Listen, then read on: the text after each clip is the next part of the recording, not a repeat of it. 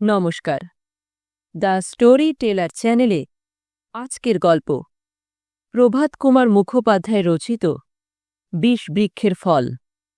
রচনাকাল কার্তিক ১৩০৬ বঙ্গাব্দ। গল্প পাঠে আমি অনিন্দিতা। কলিকাতা বারাণসী ঘোষ স্ট্রিটে একটি দ্বিতল অট্টালিকা। বাড়িটি অত্যন্ত পরিষ্কার পরিচ্ছন্ন, দুর্গন্ধবিহীন। প্রবেশ করিলেই তাহাকে মেসের বাসা বলিয়া ভ্রম জন্মে না। সিঁড়িগুলি প্রশস্ত, জলে কাদায় পিচ্ছিল নহে, অন্ধকারও নহে। উপরের কক্ষগুলি কোনোটিতেও একাধিক শয্যা নাই, এবং সেগুলি টেবিল, চেয়ার, পুস্তকাধার, কাচের আলমারি প্রভৃতিতে সুসজ্জিত। ভিত্তিগাত্র ২-৪খানি করিয়া সুরুচি সঙ্গত নয়নাকর্ষক চিত্রে অলঙ্কৃত। গৃহটির সর্বত্রই আরাম ও স্বচ্ছলতার একটা ভাব বিদ্যমান। এটি কিন্তু মেসের বাসা না হইলেও পুরুষের বাসা বটে। নোনাদিঘির জমিদার বিখ্যাত বন্দ্যোপাধ্যায় বংশের ২টি যুবক এ বাটিতে থাকিয়া লেখাপড়া করে। দুইজনের একজন কার্য উপলক্ষে বাটি গিয়াছে। যে আছে তাহার নাম চারু। বিএ ক্লাসে অধ্যয়ন করে। বয়ক্রম ২২ বৎসর। মুখশ্রী স্ত্রীলোকের মতো কোমল ঢলো ঢলো ভাবাপন্ন। চক্ষু দুইটি সরলতা মাখা। দেখিলেই তাহার সহিত বন্ধুত্ব স্থাপন করিবার প্রবল আকাঙ্ক্ষা জন্মে। আজ জন্মাষ্টমীর ছুটি, কলেজ বন্ধ। আহারার্থে চারু একখানি উপন্যাস হস্তে শয্যা গ্রহণ করিয়া দিবানিদ্রার আয়োজন করিতেছিল। এমন সময় তাহার দুজন বন্ধু বিপিন ও নগেন্দ্র আসিয়া উপস্থিত হইল। বিপিন ও নগেন্দ্র চারুর সমবয়স্ক। ইহারা বিএ পাশ করিয়া আইন পড়িতেছে। নগেন্দ্র মহাধনীর সন্তান, বিপিন মধ্যবিত্ত অবস্থার লোক। ইহারা চারুর ন্যায় সুকোমল নহে। ক্রিকেটে ফুটবলে খুব নাম। বাল্যকাল হইতে জিমন্যাস্টিক পরায়ণ। নব্যতন্ত্রের এক একটি গুন্ডা বলিলেই হয়। নগেন্দ্র তো দুইবার পাহারাওয়ালাকে প্রহার করিয়া পুলিশ কোর্টে জরিমানা দিয়াছে। চারুকে দেখিয়ায় দুইজনে যুগপৎ বলিয়া উঠিল, কি চারু, শ্বশুরবাড়ি যাওনি? চারু শ্বশুরবাড়ি গিয়াছে কিনা এই বিষয় লইয়া নগেন্দ্র ও বিপিন পথে মহা তর্ক বিতর্ক করিতে করিতে আসিয়াছিল। প্রথমে তাহারা হাসিতে হাসিতে সেই সকল গল্প বলিল। তাহার পর নানা কথা আসিয়া পড়িল। কথাবার্তার স্রোত মন্দা হইলে চারু নগেন্দ্রকে গাহিতে অনুরোধ করিল। নগেন্দ্রর পিতা ওস্তাদ রাখিয়া বাল্যকালে কয়েক বৎসর তাহাকে গীতবাদ্য শিখাইয়াছিলেন। দিব্যি গাহিতে পারিত। বলিল, কি গাইব? আজ জন্মাষ্টমী, একটা কৃষ্ণ বিষয় গাও। নগেন্দ্র রাগিয়া বলিল, দেখো, তোমার ভণ্ডামিগুলো আমি দুচক্ষে দেখতে পারি নে। নোনাদিঘির বারুজ্যেরা যে পরম বৈষ্ণব তা আমি জানি, কিন্তু তুমি হতভাগা যে আমাদের চেয়েও যবন শ্লেচ্ছ ভাবাপন্ন তাও বিলক্ষণ জানি। তোমার কৃষ্ণ ভক্তির ভান আমার অসহ্য। বিপিন হাসিয়া বলিল, অত চট কেন হে? সেদিন তোমাদের বাড়িতে শ্যামবাজারের নাট্য সমিতি ২০ বৃক্ষের যে অভিনয় করেছিল, তাতে হরিদাসী বৈষ্ণবীর গানটি কেমন হয়েছিল বলো দেখি। সেই গানটা গাও না। আমার তো ভারী চমৎকার লেগেছিল ভাই। চারু বলিল, খবরদার, অশ্লীল গান টান আমাদের বাড়িতে গেও না, আমরা কৃষ্ণপ্রেমী লোক। নগেন হাসিয়া গুনগুন করিয়া সুর ধরিল। বিপিনকে জিজ্ঞাসা করিল, গোড়াটা যেন কি হে? নগেন্দ্র গান গাহিল। সুর ক্রমে উচ্চে উঠিতে লাগিল। চারু ও বিপিন একে একে যোগ দিল। গান খুব জমিয়া গেল। স্তব্ধ মধ্যাহ্ন। নিম্নে পথচারী লোকজন ক্ষণকাল দাঁড়াইয়া শুনিয়া লইল। একবার, দুইবার, তিনবার গাহিয়া গান শেষ হইল। ক্ষণকাল বিশ্রামের পর নগেন্দ্র আবার গুনগুন করিয়া গান ধরিল। মানের দায়ে তুই মানিনি তাই সেজেছি বিদেশিনী। গানটার নেশা যেন আর কিছুতেই ছুটিতেছে না। বিপিন হাসিয়া বলিল, নগেন, তোর বউ মান করেছে নাকি রে? মান করে অত খেপলি কেন তুই? নগেন গান বন্ধ করিয়া বলিল, আমার বউ তো এখানে নেই। আমার শালীর বিয়ের সময় গেছে, এখনো আসেনি। চিঠিতেও তো মান হয়। কি জানি ভাই, মান হয়েছে কিনা। 1 হপ্তা কিন্তু চিঠি পাইনি। তবে যাও, বৈষ্ণবী সেজে গিয়ে মান ভাঙিয়ে এসো গে। বেশ গলাটি আছে, গান শোনাবে। যখন পুরস্কার দেবার সময় হবে তখন বলবে, ধনী তব মান রতন দেহময়। যথারীতি গদগদ হয়ে বলবে, হেসে ফেলো না যেন। চারু গম্ভীর হইয়া বলিল, আর ভাই, ইংরেজি শিক্ষার জ্বালায় মানটান সব দেশ থেকে উঠে গেল। এই উৎকট নতুন মন্তব্যটা শুনিয়া নগেন ও বিপিন চমকাইয়া উঠিল। কিরকম কিরকম? চারু বলিল, ইংরেজি পড়ে লোকে যেরকম স্ত্রী বৎসল হয়ে উঠেছে, 24 ঘণ্টা স্ত্রীর শ্রীচরণে ছুঁচো হয়ে পড়ে থাকলে সে বেচারি মান করবার অবসর পাবে কখন বল?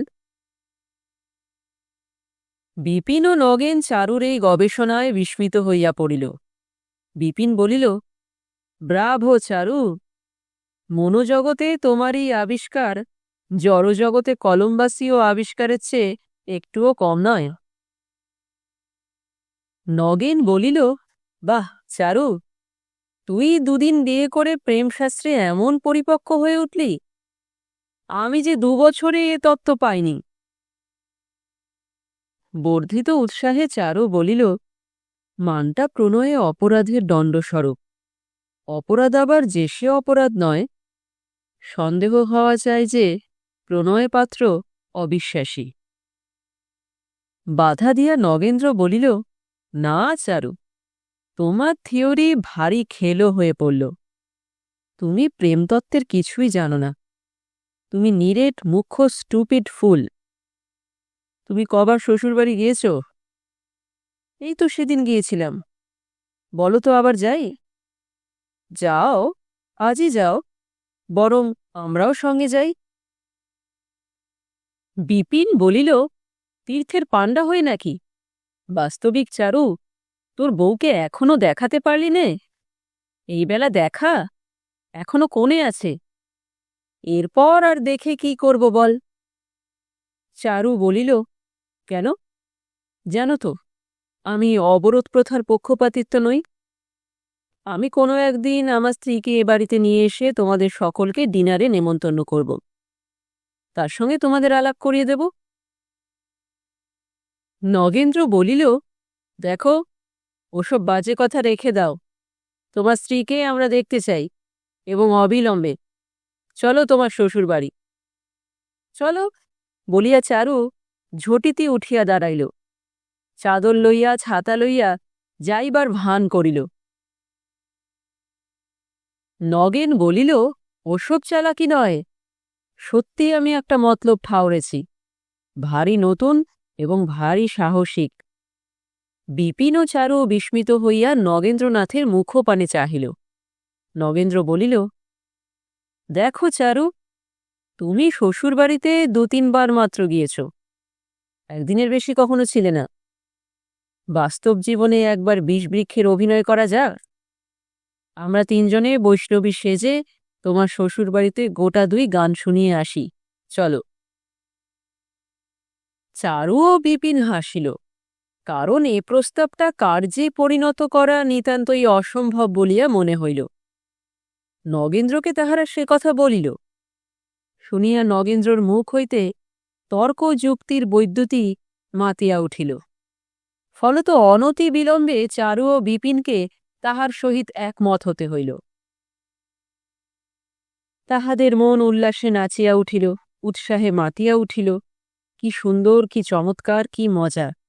বাস্তবিক ইহা এমন একটা জিনিস যাহার সঙ্গে অনেক বিপদের সম্মুখীন হওয়া যাইতে পারে। ভবিষ্যতে গল্প করিবার মতো কত বড় একটা উপাদান হইবে। এ বিষয়ে বহুক্ষণ ধরিয়া কথাবার্তা হইল। বারুদের স্তূপে আগুন লাগিবা মাত্র তাহা যেমন অগ্নিময় হইয়া ওঠে, এই নবীন বন্ধুত্রয়ের কল্পনাও তেমনি অগ্নিময়ী হইয়া উঠিল। চারু বলিল, আমরা বৈষ্ণবীর সাজ পোশাক সম্বন্ধে সম্পূর্ণ অজ্ঞ, সেটার বিষয়ে কিছু ভাবছ? নগেন্দ্র বলিল, কেন? আমাদের করুণাময় রয়েছে না, সে সাজিয়ে দেবে। সাজ পোশাকও তার সব আছে। করুণাময় আবার কে? করুণাময়, আমাদের করুণাময় হে, শ্যামবাজার নাট্য সমিতির ড্রেসিং মাস্টার। ওসব বিষয়ে সে একজন খুব পাকা লোক। আর গোটা কতক বৈষ্ণবীর গান শিখে অভ্যেস করে নিতে হবে। শ্রীমুখ পঙ্কজটা তো আর সেখানে গাওয়া চলবে না। নিশ্চয়ই না, সন্দেহ করবে যে বিষবৃক্ষ আর কোন মেয়ে পড়েনি। পরামর্শ সমস্ত ঠিক হইলে বিপিন বলিল, সব যেন হল, কিন্তু চারুর বউকে কে চিনিয়ে দেবে? নগেন্দ্র বলিল, তার জন্য ভাবনা কি, কথাবার্তায় আমি সব বের করে নেব। এই ঘটনার 2 দিন পরে বেলা 12টার সময় চাঁদপাল ঘাট হইতে নবীনা বৈষ্ণবী ত্রয়ের নৌকা ছাড়িল। করুণাময়ের বাহাদুরি আছে বটে। 3 জন যুবাকে সে চমৎকার ছদ্মবেশে সাজাইয়াছে। মুখমণ্ডল হইতে শ্বশ্রু গুম্ফের চিহ্নমাত্র তিরোহিত। চুলেরই বা কি বাহার, কে বলিবে তাহা কৃত্রিম? ছদ্মবেশে সাজাইতে করুণাময় বিশিষ্ট প্রতিভান্বিত। আন্দুলমৌরি গ্রামে চারুর শ্বশুরালয়। দিবসে 4 বার স্টিমার ছাড়ে। স্টিমারে 1 ঘণ্টার পথ, নৌকায় যাইলে 2-3 ঘণ্টা লাগে। প্রথমে স্টিমারে যাইবার পরামর্শ হইয়াছিল, কিন্তু স্টিমারে সহস্র লোকের নয়ন পথবর্তী হওয়াটা যুক্তিযুক্ত নিরাপদ মনে হইল না। তাই যাতায়াতের জন্য একখানি নৌকা ভাড়া করা হইয়াছে। নৌকাও ছাড়িল, আকাশ মেঘাচ্ছন্ন হইতে আরম্ভ করিল। বিপিন বলিল, বিধাতার কি বিচিত্র লীলা! বিষবৃক্ষ গোড়া থেকেই বিষবৃক্ষ। আকাশে মেঘের ঘটাটা দেখো একবার। ওহে নগেন্দ্র, তোমার সূর্যমুখী কি বলে দিয়েছেন? নগেন্দ্র বলিল, ভার্যা সূর্যমুখী বলে দিয়েছেন, মেঘ উঠলে ঝড়ের সম্ভাবনা দেখলে নৌকা ঘাটে লাগাতে মাথার দিব্যি দিয়ে দিয়েছেন। তা আন্দুলের ঘাটে নৌকা বেঁধে একবার কুন্দনন্দিনীর বাড়িতে যাওয়া যাবে এখন। চারু কৃত্রিম ক্রোধের সহিত বলিল, দূর হতভাগা। আকাশে মেঘ, গঙ্গাবক্ষে স্নিগ্ধ সঞ্চার, দেহ দোদুল্যমান, মন পুলকপূর্ণ। 3 জনে নৌকার মুখের কাছে বসিয়া গান আরম্ভ করিল। এই গানগুলা তাহারা 2-3 দিন ধরিয়া ক্রমাগত অভ্যাস করিতেছে। পরীক্ষার পূর্বে হলে প্রবেশ করিবার সময় বালকেরা যেমন বহিগুলা একবার শেষবার উল্টাইয়া লয়, সেইরূপ আর কি। বর্বর মাঝিগুলা দাঁড় টানিতে টানিতে সহাস্য নেত্রে উহাদের পানে কটাক্ষপাত করিতে লাগিল। বোধহয় তাহারা ভাবিতেছিল এমন আরোহী বহু ভাগ্যে মিলে। বিপিন তাহাদের একটা ধমক দিয়া বলিল, কি দেখছিস হা করে? গল্পে গানে 3 ঘণ্টার পথ অতিবাহিত হইল। মেঘ মেঘই রহিল, বৃষ্টি হইল না, ঝড়ও উঠিল না। লাভের মধ্যে রৌদ্র ক্লেশ নিবারিত হইল। রাজগঞ্জের ঘাটে নৌকা ভিড়িবা মাত্র বৈষ্ণবী 3 জন এক এক লম্ফে নিম্নে অবতরণ করিল। সুন্দরী স্ত্রীলোকের এইরূপ চপলতা ও তৎপরতা দেখিয়া সমস্ত লোক অবাক হইয়া ইহাদের পানে চাহিয়া রহিল। 2-4টা কুরসিকতার বাক্য বৈষ্ণবীদের কর্ণে আসিয়া প্রবেশ করিল। বিপিন হাসিল, নগেন রাগিল, চারুর কপাল ঘামিয়া উঠিল। রাজগঞ্জের ঘাট হইতে আন্দুলে চারুর শ্বশুরালয় 1 ক্রোশ পথ। চারু বলিল, একটু ধীরে সুস্থে যাওয়া যাক, চলো। 4টের কমে আমার শ্বশুর ডিসপেন্সারিতে যায় না। চারুর শ্বশুর আন্দুলের প্রসিদ্ধ ডাক্তার রমণীমোহন বাবু, বেশ হাজযশ, খুব পশার প্রতিপত্তি। বেলা 11টা-12টার সময় তিনি কল হইতে ফিরিয়া আসিয়া স্নানাহার করেন। তাহার পর একটু বিশ্রাম করিয়া আবার বৈকাল 4টার সময় বাহির হন। বাজারে তাহার ডিসপেন্সারি আছে, তাহারই তত্ত্বাবধান করিতে যান। আবার সন্ধে 7টা-7:30টার সময় বাড়ি আসেন। চারুর এ সমস্ত জানা ছিল। গৃহসন্ধানে ভিন্ন অপর কেহ কি চুরি করিতে যাইতে সাহস পায়? 3 বন্ধু অত্যন্ত ধীরে ধীরে অগ্রসর হইল।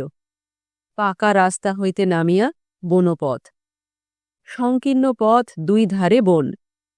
এই বনের দৃশ্য কলিকাতাবাসী যুবকগণের পিপাসিত চক্ষুতে বড়ই ভালো লাগিল।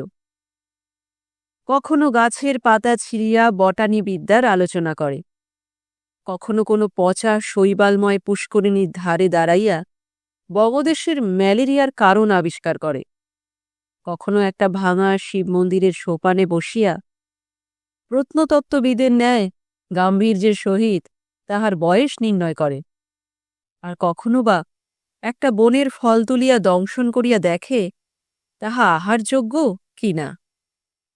একবার একটা হেলে সাপ বাহির হইয়া কিলবিল করিতে করিতে তাহাদের পায়ের অতি নিকট দিয়া চলিয়া গেল। সাপ দেখিবা মাত্র তাহারা আতকাইয়া 7 হাত পিছু হটিয়া গেল এবং ওজস্বিনী ভাষায় সর্পজাতির বিরুদ্ধে বক্তৃতা ও মন্তব্য প্রকাশ করিতে লাগিল। এই সময় হঠাৎ বৃষ্টি আসিল। কোথায় আশ্রয়? চারিদিকে বন, দূরে কেবল একটা ভগ্ন জীর্ণ মন্দির রহিয়াছে। চারু ও বিপিন বলিল, এই তেঁতুল গাছটার তলায় দাঁড়াই এসো। কোথায় ও মন্দিরে যাবে? সাপ আছে কিনা আছে? নগেন বলিল, যদি বেশি আসে, বলিয়া সে মন্দির লক্ষ্য করিয়া ছুটিল।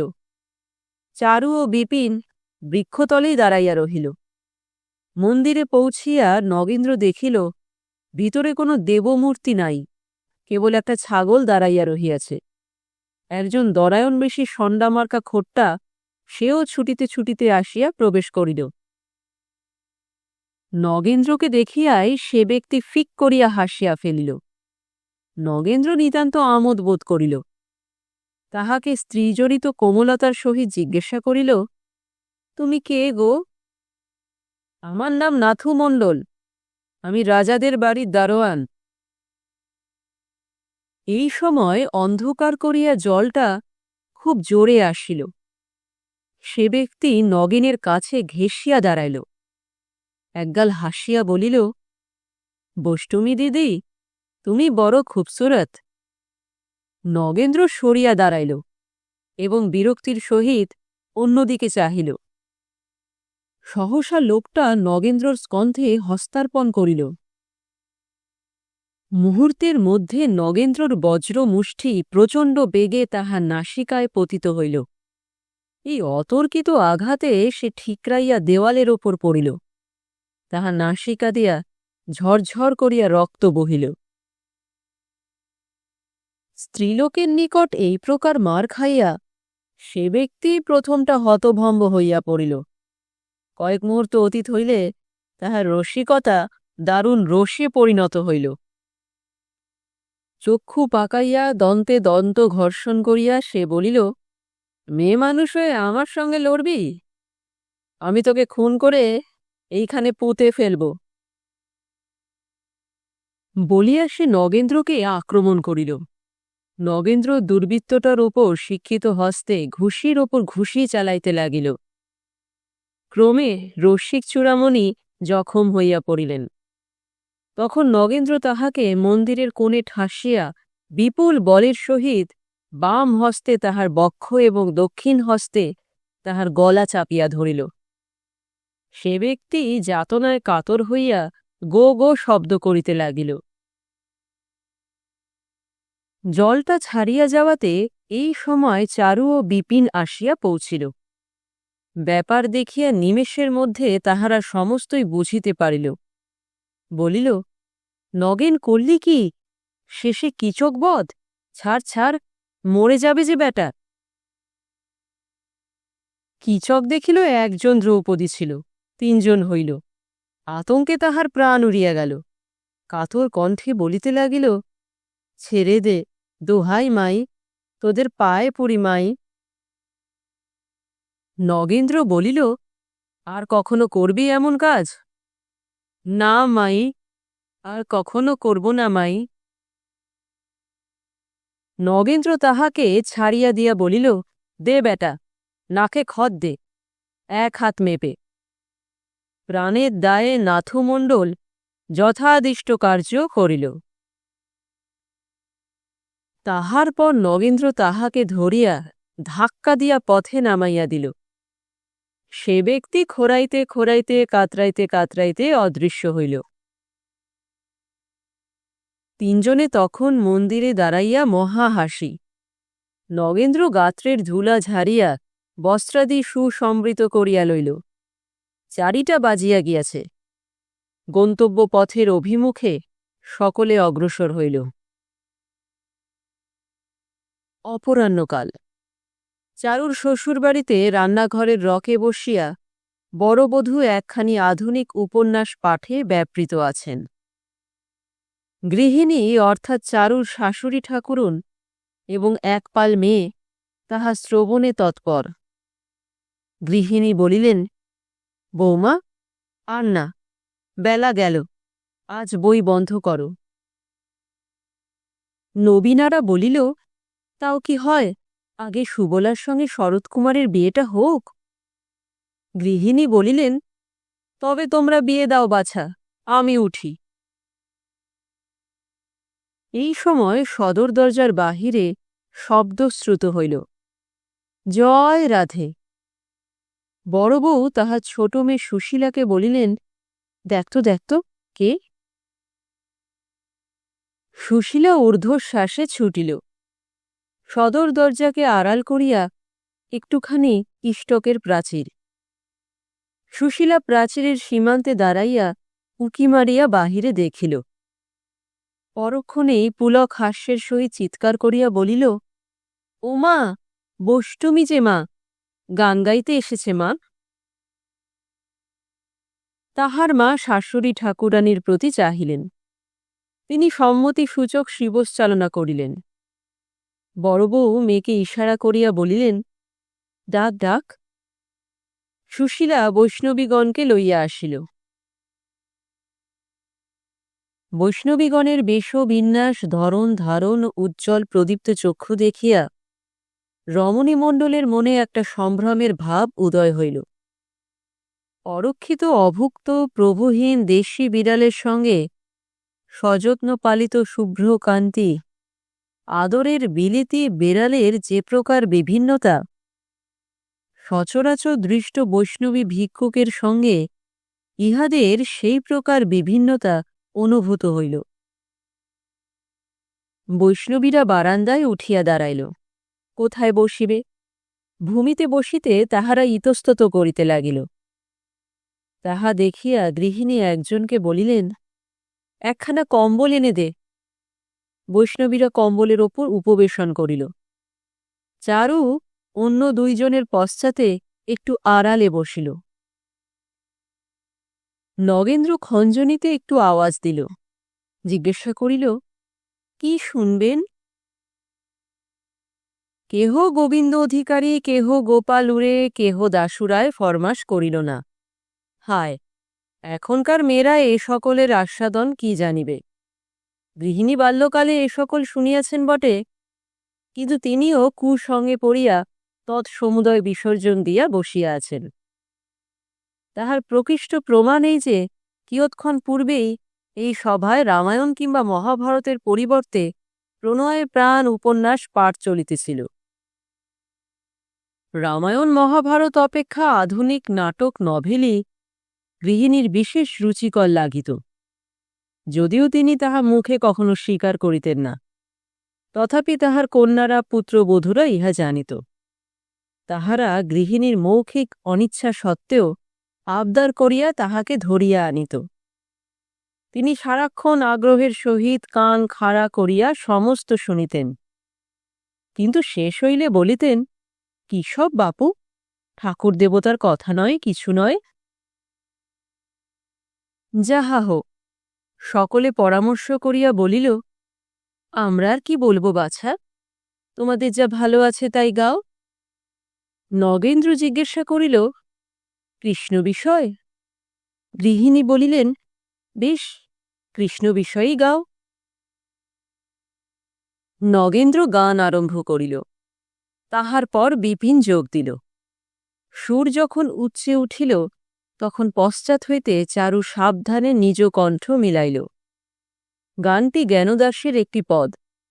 শ্রোতাগণ তাহার সকল কথা বুঝিতে পারিল না, কিন্তু জ্ঞানদাসের সুমধুর পদবিন্যাস এবং সুকণ্ঠ গায়কগণের মিলিত উচ্ছ্বসিত সুরলহরীতে সকলে একেবারে আত্মহারা হইয়া পড়িল। 2-3 বার গাহিয়া তবে গান শেষ হইল। এই সময়ে আবার বৃষ্টি আরম্ভ হইল। বড়বধূ বলিলেন, কি বাছা, তোমাদের হিন্দি মিন্দি আমরা সকল কথা বুঝিতে পারিনি। এইবার একটা বাংলা গান গাও, একটা থিয়েটারের গান গাও না। আজকাল তো কত বষ্টমী এসে থিয়েটারের গান গায়, নন্দবিদায়, প্রভাস মিলন, আরও সব কত কি। নগেন্দ্র বলিল, আচ্ছা, একটা আধুনিক গান গাই তবে, শুনুন। এই বলিয়া সে গান আরম্ভ করিল। 2 বার উপর্যুপরি গলা ছাড়িয়া গাহিয়া বৈষ্ণবীরা যেন কিঞ্চিৎ শ্রান্ত হইয়া পড়িল।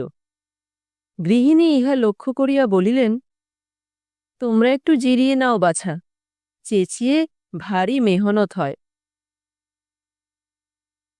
গান বন্ধ করিয়া কথাবার্তা আরম্ভ হইল।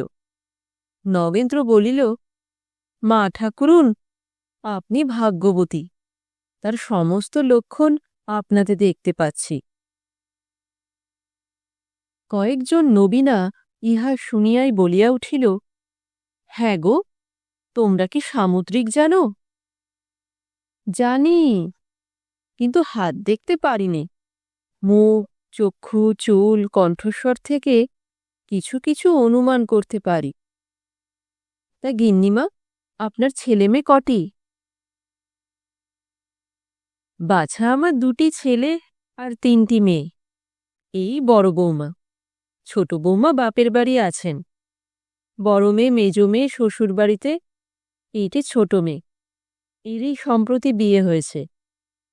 এই বলিয়া গৃহিণী চারুর স্ত্রী কুমুদিনীকে দেখাইয়া দিলেন।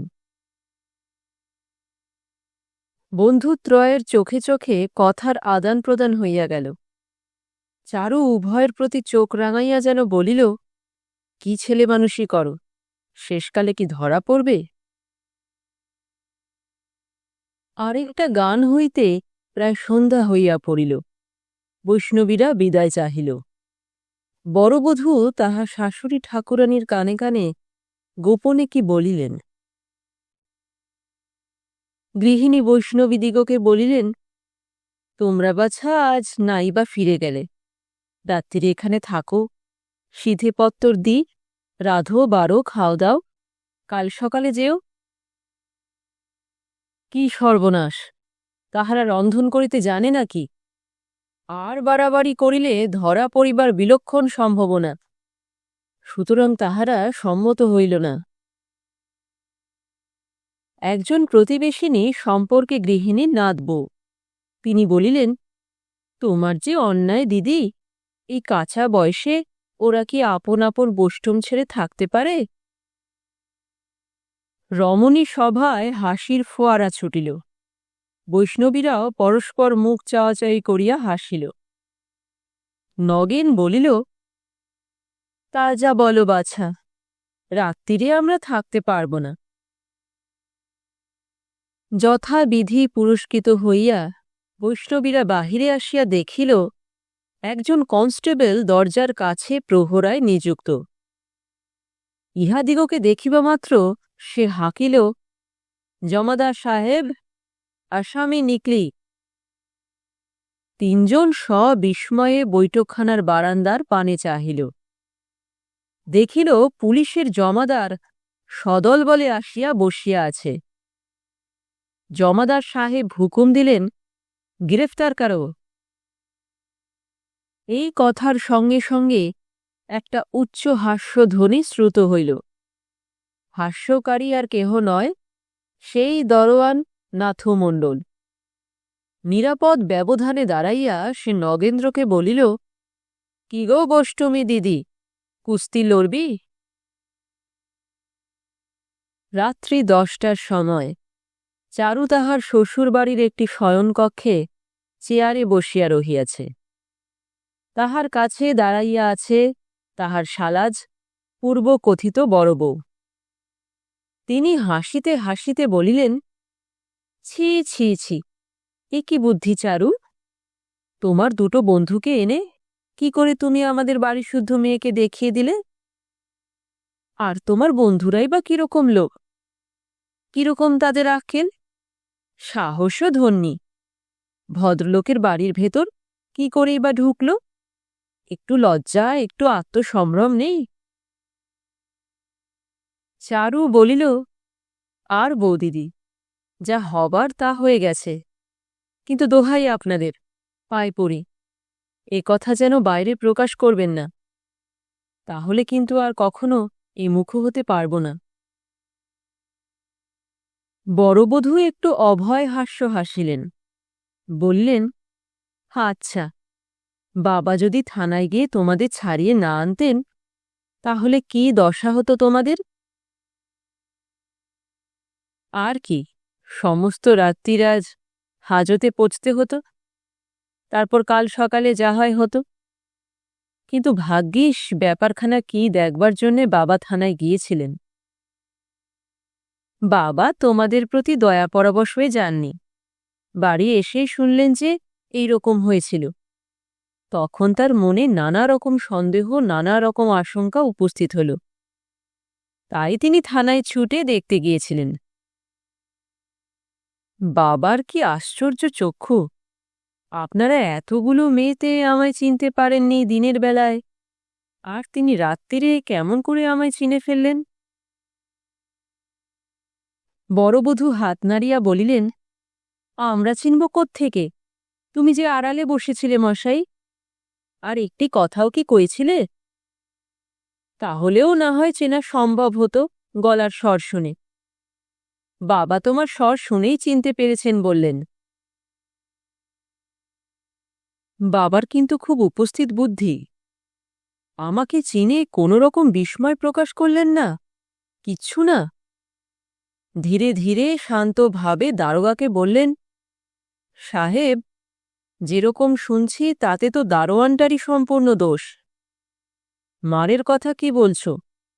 ওরকম অবস্থায় পড়লে স্ত্রীলোক খুন পর্যন্ত করেছে, এমন তো কত শোনা যায়। তাই এরা ফকিরিনী ভিক্ষে করে খায়, এদের ছেড়ে দাও। নাথুমণ্ডলকে আমি 5 টাকা বকশিস দিচ্ছি, ও মোকদ্দমা তুলে নিক। আমি তো লজ্জায় মাথা হেঁট করে বাবার সঙ্গে সঙ্গে এলাম। নগেন বিপিন যে অন্ধকারে কোথায় সরে পড়ল কে জানে। বাবাকে সব কথা বুঝিয়ে বলতে তিনি কি বললেন? হাসলেন, পাছে আমি অপ্রতিভ হই, তার জন্যে কত রকম কথা বলে আমায় সান্ত্বনা করলেন। কিন্তু তার প্রতি কথায় আমার মাথা কেটে যেতে লাগল। বড়বধূ ঘড়ির পানে চাহিলেন, বলিলেন, কাল আবার সব গল্প হবে ভাই, আজ রাত্রির হল, কুমিকে নিয়ে আসি। কাল আমি থাকব বুঝি? ভোরে উঠে অন্ধকারে অন্ধকারে চম্পট। বড়বধূ কৃত্রিম রোষের সহিত বলিলেন, খবরদার চারু, অমন কাজটি করো না, তাহলে পাড়া শুদ্ধ ঢাক পিটিয়ে দেব, খবরের কাগজে পর্যন্ত তুলিয়ে দেব। চারু অত্যন্ত শিহরিয়া বলিল, না না, মাফ করুন, মাফ করুন, বিনা অনুমতিতে আমি যাব না। এই সুবুদ্ধির কথা বলেছ, যাই কুমিকে তুলে আনি। এই বলিয়া বৌদিদি প্রস্থান করিলেন। চারু বসিয়া একখানা পুস্তক উল্টাইতে লাগিল। কিয়ৎক্ষণ পরে বাহিরে ঝুমঝুম করিয়া মলের শব্দ থামিয়া গেল। বড়বধূর স্বর শোনা গেল। রাগিয়া বলিতেছেন, দাঁড়ালি কেন রে পোড়ামুখী? সং আর কি, দিনে দিনে কচি খুকি হচ্ছেন, দেখে আর বাঁচি নে। এই বলিয়া তিনি কুমুদিনীকে ঠেলিয়া ঘরে ঢুকাইয়া দিলেন। বেচারি পড়িতে পড়িতে সামলাইয়া গেল।